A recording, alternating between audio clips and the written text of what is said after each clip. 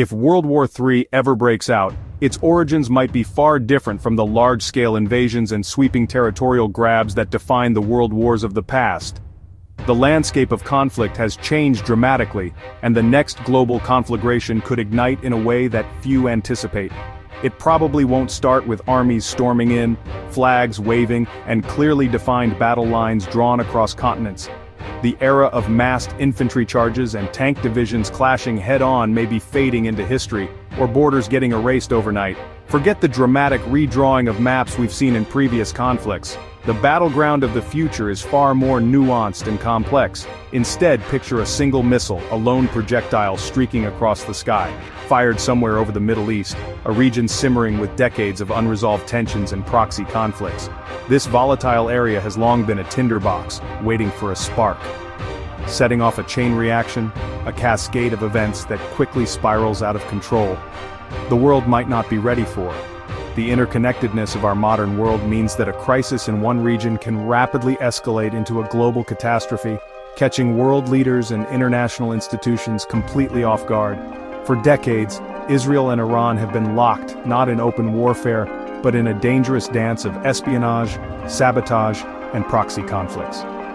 In what you might call a shadow war, this clandestine struggle has been waged through covert operations, intelligence gathering, and the support of non-state actors. It's not just about lines on a map. This conflict transcends mere territorial disputes. It's about survival, faith, and power. It's a clash of ideologies, a struggle for regional dominance, and a deeply rooted sense of existential threat on both sides. Iran, a Shiite theocracy born from revolution in 1979, views the world through the lens of its religious and political ideology, sees Israel as an enemy, a foreign implant in the heart of the Middle East, an illegitimate state. The Iranian regime's rhetoric often denies Israel's right to exist, fueling the flames of animosity and mistrust. Israel, in turn, a nation forged in the aftermath of the Holocaust, sees a nuclear Iran as an existential threat. The prospect of a hostile regime possessing nuclear weapons is a red line for Israel, a scenario they have vowed to prevent at all costs. Back in the 2000s, as the world grappled with the aftermath of 9/11s and the wars in Afghanistan and Iraq, when Iran kicked its nuclear program into high gear, enriching uranium and developing advanced centrifuge technology, alarm bells began to ring in capitals around the world. It claimed it just wanted energy, asserting that its nuclear ambitions were purely for peaceful purposes, such as generating electricity and advancing medical research. But Israel and the West weren't buying it, viewing Iran's nuclear activities with deep suspicion and concern. They feared that Iran's true intention was to develop nuclear weapons, a capability that would dramatically alter the balance of power in the Middle East. Cue a new kind of battlefield, one fought not with tanks and fighter jets, but with lines of code and digital weapons, cyber warfare. The digital realm became a new front in the ongoing conflict between Israel and Iran. Remember Stuxnet? The name still sends shivers down the spines of cybersecurity experts. That was a virus, a sophisticated piece of malware unlike anything seen before. One that disabled Iranian centrifuges, the very machines used to enrich uranium, the key ingredient for nuclear weapons, without firing a single shot. It was a silent, invisible attack that crippled a key component of Iran's nuclear program. Add in assassinations of nuclear scientists, highly skilled individuals who were instrumental in Iran's nuclear research and development. Sabotage, the clandestine disruption of critical infrastructure and equipment. And you've got a conflict fought in the shadows, a war waged through espionage, covert operations, and deniable actions. But Iran didn't just sit back, absorbing the blows and remaining passive in the face of these attacks.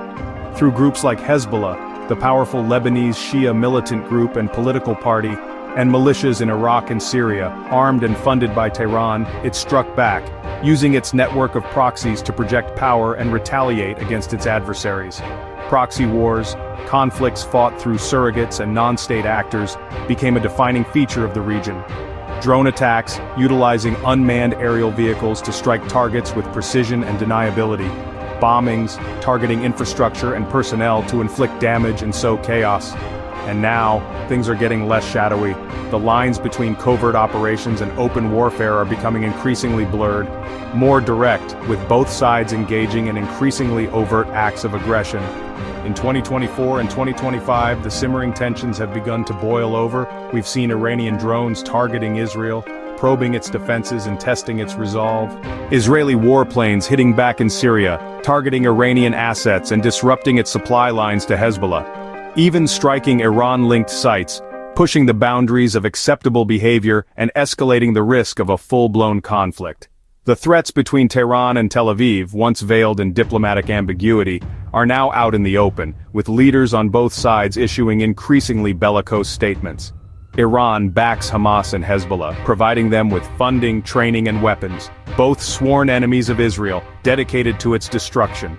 All it takes is a spark in Gaza or Lebanon, another flare-up in the ongoing Israeli-Palestinian conflict, or a renewed confrontation between Hezbollah and Israel, and the whole region could erupt, plunging the Middle East into a devastating regional war.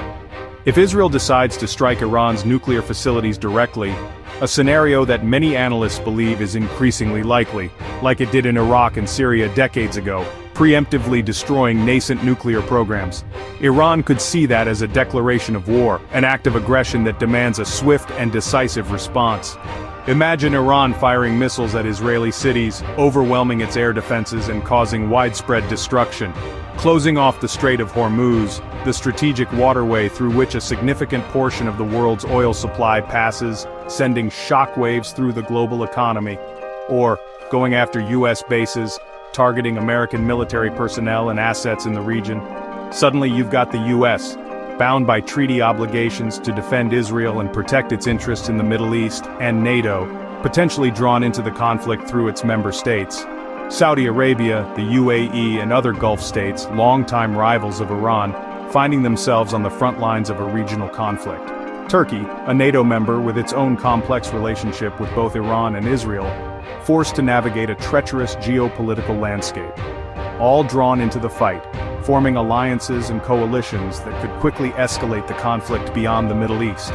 And Iran, isolated and facing a formidable coalition of enemies, it might look to Russia or China for help, seeking to counterbalance the power of the US and its allies.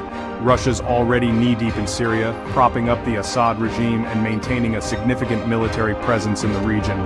And China needs Iranian oil, a vital source of energy for its rapidly growing economy. Now you've got a local spark, a regional conflict between Israel and Iran, threatening to ignite a global blaze, drawing in major world powers, and escalating into a full-scale international crisis. This isn't just bullets and bombs, the traditional tools of warfare. Cyber attacks could black out entire countries, crippling critical infrastructure and plunging societies into chaos. Missiles raining down on cities causing widespread destruction and mass casualties. Oil prices soaring, triggering a global energy crisis and exacerbating economic instability. Markets crashing, leading to a financial meltdown and a global recession. Refugees on the move, fleeing the conflict zones and creating a humanitarian crisis of unprecedented scale.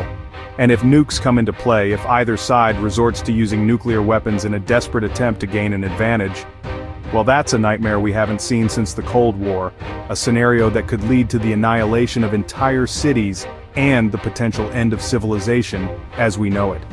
Let's not forget, in this age of technological marvels and unprecedented interconnectedness, today's wars aren't just fought by people, by soldiers on the ground and pilots in the air.